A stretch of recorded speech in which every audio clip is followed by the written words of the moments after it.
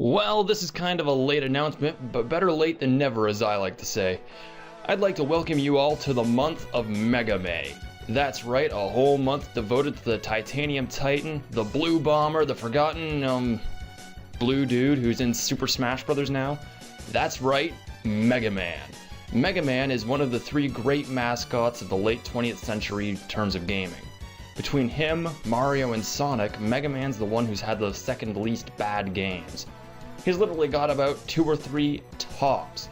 Mega Man's had his great games in the past, but there's also some that are not quite too fondly remembered. Today we're going to talk about one of those, and by one of those, I mean Megaman Legends. Megaman Legends is an oddity of a game. It's a game that looks like Mega Man, but feels like a third-person shooter with light RPG elements thrown in. I played the far superior Nintendo 64 port prior to playing the PS1 version, and as a kid, I didn't care for the game. It didn't feel anything like the Mega Man I knew and loved, and it still doesn't to this day. But that doesn't mean it's bad. As a matter of fact, it's actually one of the best games Capcom has ever put out. It's also one of the most flawed. Right off the bat, Legends throws you into the plot, with no introduction to the characters or the setting, other than if you watch the pre-title screen cutscene, which, who does that? If you do, then you're silly. Anyways, you're Mega Man and you're searching for something in some ruins. You escape the ruins and your airship crashes on an island, and you have to find a giant energy-providing crystal in order to restore power to your airship. While on the island, you rummage through ancient ruins, battle the Bond family, a group of space pirates, and find out more about Mega Man's past. That's the story in a nutshell, but there's a lot more to it that I simply can't talk about without ruining the story, which is actually really good. The only bad thing is that the game is plagued by classic 90s Capcom voice acting, which makes Garzy's wing look like Cowboy Bebop. While the game itself is a fairly solid third-person shooter role-playing hybrid, it lacks what makes Mega Man, well, Mega Man.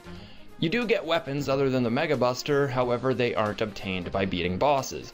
You get them by finding items and giving them to Roll so she can make the weapons for you. Other than that, the game is a fun romp that almost feels like a third-person shooter Legend of Zelda. You find items and money in chests, defeat small-time enemies, and use items that are super effective on certain bosses. My only gripe with the weapon crafting system is that, like in Final Fantasy VIII, a lot of the items used to make the weapons are off the beaten path. So you're not going to know where a lot of them are unless you've already played through the game a few times prior.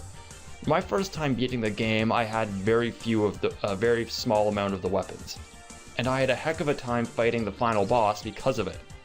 I suppose this is to encourage exploration, but I just like to cut the crap, and, just get to business. And let's not even talk about that weapon. If you've played this game, you know what weapon I'm talking about. The weapon's so powerful, it could obliterate the entirety of the DC universe. And if used on anyone from Fist of the North Star, it might tickle them. Yeah, it's that powerful. And speaking of the final boss, this game has some awesome music. Everything from Johann Sebastian Bach's Little Fuge in G minor, I hope I'm pronouncing that right. If I'm not, that just shows how much class that I don't have.